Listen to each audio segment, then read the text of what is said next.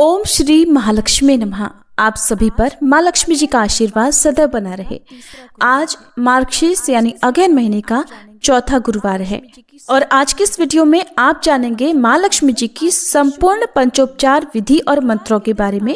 किस प्रकार से संकल्प लेना चाहिए, आह्वान कैसे किया जाता है, क्षमा याचना कैसे की जाती है और वीडियो के अंत में आप शुभ मुहूर्त भी जानेंगे, इसलिए वीडियो को अंत तक जरूर देखिएगा। गुरुवार के दिन माँ लक्ष्मी जी की पूजा करने के लिए सुबह ब्रह्म मुहूर्त में उठकर स्नान करके साफ लाल, पीले या हल्के गुलाबी वस्त्र धारण करने चाहिए।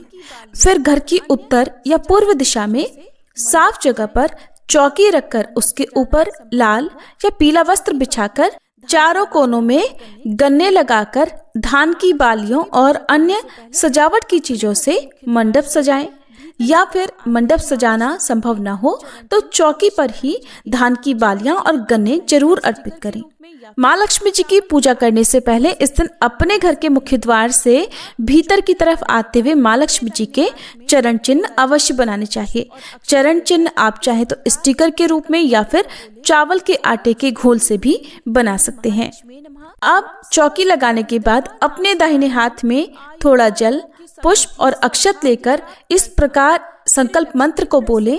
ओम श्रीं ह्रीं क्लीं महालक्ष्मी नमः। मम समस्त दरिद्रता नाशनार्थम आयुरारोग्य समृद्धि सौभाग्य प्राप्त्यर्थम श्री लक्ष्मी प्रसन्नतार्थम मार्गशीर्ष मासे कृष्ण पक्षे गुरुवासरे श्री महालक्ष्मी पूजनम करिष्ये। और इस प्रकार संकल्प लेने के बाद अपने संकल्पित जल को भूमि पर या किसी पात्र में छोड़ दीजिए। इसके बाद चौकी पर अष्टदल कमल बनाकर कलश की स्थापना करें। तांबे या मिट्टी का कलश रखकर उसमें गंगा जल, सुपारी, हल्दी की गांठ, चावल यानी अक्षत और एक का सिक्का डालें। उसके ऊपर आम के या अशोक के 5 पत्ते रखें।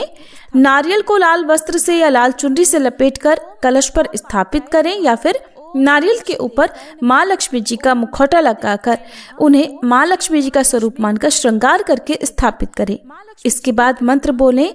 ओम अपा पात्राय नमः, ओम कलश देवताय नमः, ओम वरुण देवताय नमः, ओम श्री महालक्ष्मी नमः। इसके बाद माँ लक्ष्मी जी की प्रतिमा या तस्वीर को कलश के पास में स्थापित करें। भगवान गणेश और भगवान विष्णु की भी स्थापना करें। हाथ जोड़कर माँ लक्ष्मी जी का आह्वान करें। ओम श्रीं ह्रीं क्लीं महालक्ष्मी नमः आवाहयामि स्थापयामि पूजयामि नमः। इस प्रकार पुष्प चढ़ाते हुए कहें।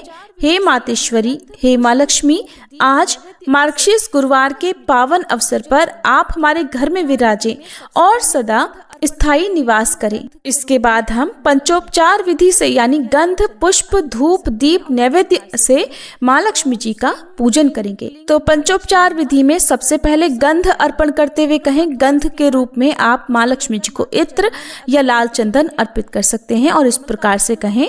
ओम श्रीं ह्रीं क्लीं महालक्ष्मी नमः गंधम समर्पयामि।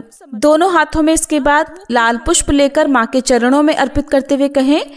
या तो कमल का पुष्प हो तो कमल अर्पित करते समय कहें। ओम श्रीं ह्रीं क्लीं महालक्ष्मी नमः पुष्पम समर्पयामि।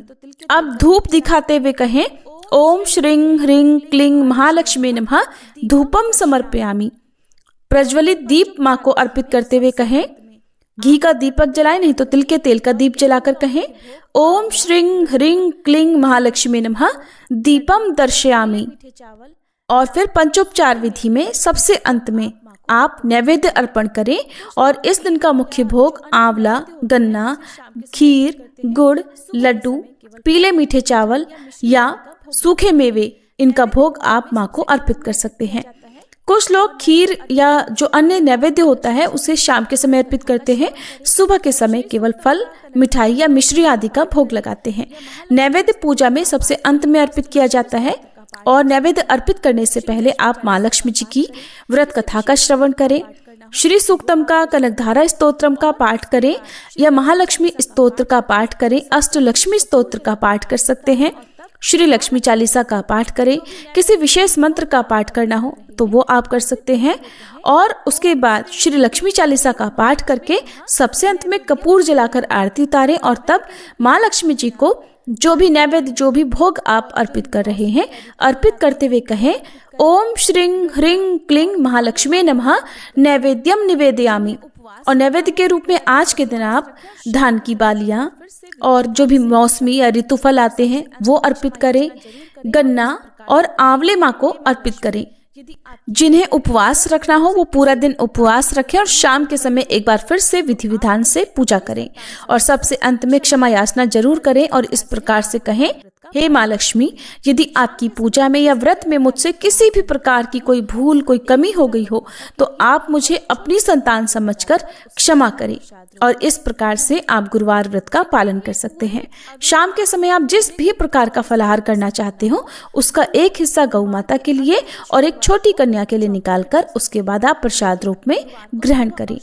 जिनके लिए पूरे अगहन मास में अपने घर पर चौकी सजाना संभव ना हो वो लोग गुरुवार के अगले दिन शुक्रवार को चौकी हटा सकते हैं, लेकिन गुरुवार को सुबह और शाम आपको उसी चौकी पर पूजा करनी होती है।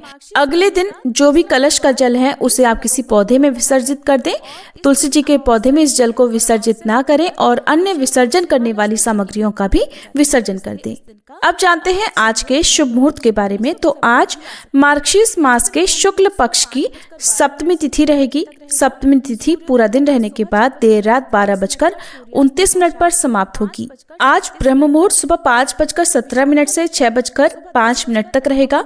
सूर्योदय होगा सुबह 6:52 पर। सूर्यास्त का समय शाम 5:36 रहेगा। और आज भद्रा भी लग रही है। भद्रा का वास मृत्यु लोक में रहेगा और ये भद्रा समस्त शुभ कार्यों के लिए अशुभ रहेगी। और भद्रा आज रात 12:29 से प्रारंभ हो